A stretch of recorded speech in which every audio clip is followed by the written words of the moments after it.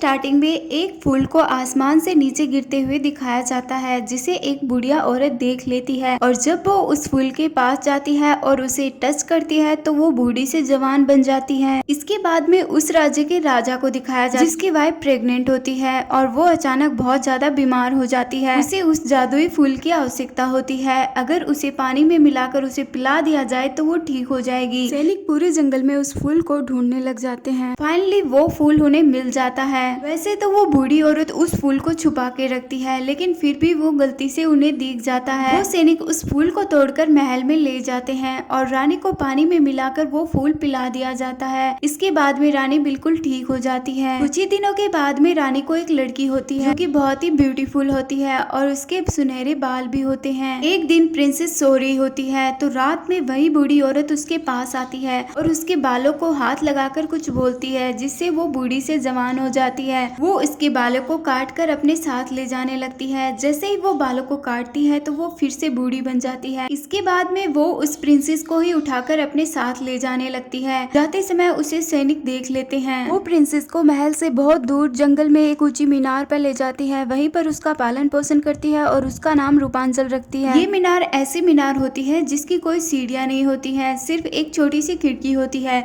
नीचे से एक खुफिया रास्ता होता है जिसके बारे में इस बूढ़ी औरत को ही पता होता है। कुछ दिन ऐसे ही बीत जाते हैं। रूपांचल बड़ी हो जाती है और उसने आज तक धरती पर पैर भी नहीं रखा है। बाहर की दुनिया से वो बिल्कुल अनजान है। रूपांचल का एक गिरगिट फ्रेंड भी होता है जिसके साथ वो खेलती रहती है। पूरे दिन वो अपना काम कर कर पेंटिंग करती है और उसका लाइफ में सिर्फ एक ही सपना होता है, वो बाहर की दुनिया को देखना चाहती है। रूपांचल बचपन से देख रही है कि उसके बर्थडे वाले दिन आसमान में बहुत सारे स्काई लालटेन छोड़े जाते हैं और रूपांचल का सपना है कि उन स्काई लालटेन को पास से देखना। रूपांचल के बाल भी बहुत लंबे होते हैं। जब उसकी माँ बाहर से सामान लेकर आती है तो वो अपने बालों की सहायता से अपनी माँ को ऊपर खींचती है। इसके बाद में राइडर नाम के एक चोर को दिखाया जाता है जो अपने दो साथियों के साथ मिलकर महारानी का शाही ताज चुरा लेता है और जब उस सैनिक उन लोगों का पीछा करते हैं तो वो भागते भागते जंगल में पहुंच जाते हैं, जहाँ उनके सामने एक बहुत बड़ा पहाड़ आ जाता है। राइडर अपने दोनों साथियों की हेल्प से उस पहाड़ को पार कर लेता है और अपने दोनों साथियों की हेल्प नहीं करता है। आगे जाकर राइडर को एक शाही घोड़ा मिलता है जिसकी सूंघने की क्षमता बहुत ज्यादा स्ट्रॉन्ग होती है और उस शाही घोड़े और राइडर के बीच में खूब लड़ाई होती है। वो दोनों एक ऊंची पहाड़ी से नीचे गिर जाते हैं। राइडर उस शाही घोड़े से बचने के लिए मीनार के ऊपर चढ़ जाता है जहाँ रूपांचल अकेली रहती है। रूपांचल उसे देखते ही उसके सर पर जोर से वार करती है जिससे वो वहीं पर बेहोश हो जाता है और जब उसे होश में आता है तो राइडर देखता है कि वो बहुत सारे बालों से बंधा हुआ है। तभी रूपांचल की स्टेप मॉम आ जाती है और रूपांचल राइडर के सर पर फिर से हमला करती है और वो बेहोश हो जाता है। रूपांचल उसे अलमारी में छुपा देती है। रूपांचल अपनी स्टेप मॉम से कहती है कि वो अपने बर्थडे वाले दिन उन स्काई लालटेन को देखना चाहती है, ये उसका ड्रीम है, बट उसकी स्टेप मॉम साफ मना कर देती है। इसके बाद में रूपांचल अपनी स्टेप मॉम से कुछ कलर मांगती है। उसकी स्टेप मॉम कहती है कि इन कलर को लाने के लिए मुझे बहुत दूर जाना पड़ेगा और वो उन कलर को लेने के लिए वापस चली जाती है। इसके बाद में फिर से राइडर को होश आता है और फिर से वो अपने आप को बंधा हुआ पाता है। होश आते ही वो अपने बैग के बारे में रूपांचल से पूछता है। रूपांचल राइडर को कहती है कि वो बैग वापस कर देगी, बट एक शर्त है, तुम्हें मुझे बाहर ले जाना होगा उन स्काई लालटेन को दिखाने के लिए।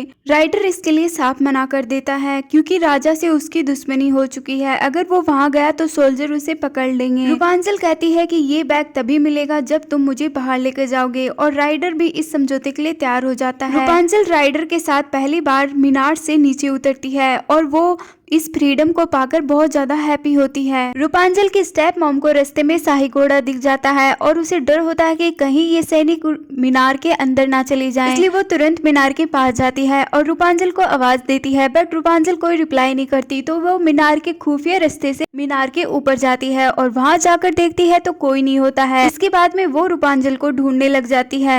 दूसरी तरफ राइडर रूपांचल को एक होटल के अंदर लेके जाता है, जिस होटल के अंदर अजीबोगरीब इंसान होते हैं। दरअसल राइडर सोच रहा था कि रूपांचल इन सभी लोगों को देखकर डर जाएगी और वापस मीनार के अंदर चली जाएगी, बट ऐसा नहीं होता है। राजा ने राइडर को पकड़ने के लिए पोस्टर लगा रखे होते हैं और उन पोस्टरों को होटल वाले लोगों ने देख लिया होता है और राइडर के होटल में आते ही होटल के लोग उसे पकड़ लेते हैं। बट तभी रूपांचल सभी लोगों से रिक्वेस्ट करती है कि प्लीज इसे छोड़ दो, ये मेरे ड्रीम को पूरा करेगा, क्या आप लोगों का कोई ड्रीम नहीं है? इसके बाद होटल के सभी लोग अपना अपना ड्रीम बताने लग जाते हैं। इस तरह सभी लोगों की फ्रेंडशिप फ्रेंडशिप रूपांजल के साथ हो जाती है। अभी वहाँ पर कुछ सोल्जर पहुँच जाते हैं। होटल के लोग रूपांजल और राइडर को खुफिया रास्ते से बाहर भेज देते हैं। सोल्जर के साथ किंग का घोड़ा भी होता है जिसकी सूंघने की क्षमता काफी स्ट्रॉन्ग होती है और वो उस रास्ते को खोज डालता है। इसके बाद में उस रास्ते के जरिए सैनिक रूपांजल और राइडर का पीछा करने लग जाते हैं और उन तक पहुंच जाते हैं। इसके बाद में राइडर और सोल्जर्स के बीच में काफी लड़ाई होती है और इस लड़ाई में नदी का पुल टूट जाता है। इसके बाद में राइडर और रूपांजल एक जगह फंस जाते हैं। रूपांजल को लगता है कि ये सब कुछ मेरी वजह से हुआ है। दूसरी तरफ राइडर को लगता है कि ये सब कुछ मेरी वजह से हो रहा है। इसके बाद में राइडर कहता है कि मेरा रियल नाम यूजीन है और रूपांजल कहती है कि मैं जब सिंगिंग करती हूँ तो मेरे बालों में रोशनी उठती है और रूपांजल सिंगिंग करने लग जाती है। इसके बाद में वहाँ पर रोशनी हो जाती और राइडर उस रास्ते को खोज लेता है और वो दोनों बाहर निकल जाते हैं। दूसरी तरफ उस बूढ़ी जादूगरनी को दिखाया जाता है जो होटल के एक मेंबर से रूपांजल और राइडर का रास्ता पूछ लेती है। इसके बाद में वो उनका पीछा करती है। रास्ते में उस राइडर के दो फ्रेंड भी मिलते हैं जिन्हें वो कहती है कि तुम्हें ग्राउंड से भी ज्यादा मनी मिलेगी अगर तुम मेरी हेल्प करोगे तो।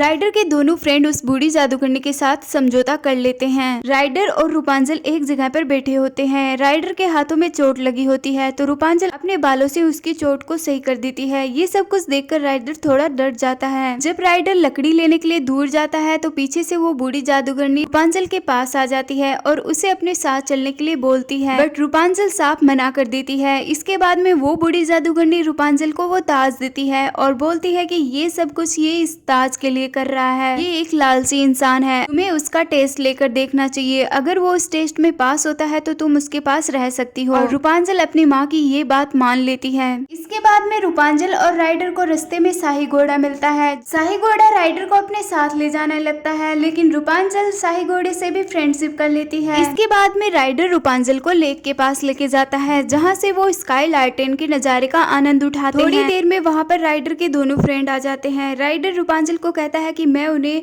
ये ताज देकर आता हूँ और जब वो ताज देने के लिए उन दोनों फ्रेंड के पास जाता है तो वो दोनों उस पर हमला कर देते हैं और उसे नाव में बैठा देते हैं। के बाद में रूपांजल की स्टेप मॉम आकर उन दोनों के सर पर वार करती है जिससे वो दोनों बेहोश हो जाते हैं और वो रूपांजल को वहाँ से चलने के लिए बोलती है। साथ ही कहती है कि राइडर उस ताज को लेकर भाग गया है। रूपांजल को यकीन नहीं होता लेकिन फिर भी वो अपनी स्टेप मॉम के साथ वापस चली जाती है। दूसरी तरफ राइडर को जब होश आता है तो सोल्जर ने उसे पकड़ लिया होता है और वो लोग उसे जेल में बंद कर देते। साइड वाली जेल में उसके दोनों दोस्त होते हैं और वो दोस्त बताते हैं ये सब उन्हें उस बूढ़ी जादूगरनी ने करने के लिए बोला था। इसके बाद में राइडर सब कुछ समझ जाता है कि वो बूढ़ी जादूगरनी रूपांजल के लिए बिल्कुल भी सही नहीं है। इसके बाद में रूपांजल को दिखाया जाता है जिसे फील होता है कि वही खोई हुई प्रिंसेस है और उसका अभी तक यूज हो रहा था। दूसरी तरफ राइडर मीनार पर पहुंच जाता है बट वहां पहुंचकर वो देखता है कि रूपांजल को उसकी स्टेप मॉम ने बंदी बना लिया है और रूपांजल को वो अपने साथ कहीं पर ले जा रही होती है। राइडर के आते ही वो बूढ़ी जादूगरनी राइडर को भी बंदी बना लेती है और उस पर चाकू से वार कर देती है। रूपांजल उस बूढ़ी जादूगरनी से कहती है कि वो उसके साथ चलने के लिए तैयार है बट उससे राइडर की हेल्प करने दो और वो बूढ़ी जादूगरनी इसके लिए मान जाती है। जब रूपांजल राइडर के पास उसकी हेल्प करने के लिए जाती है तो राइडर उसके सारे हेयर कट कर देता है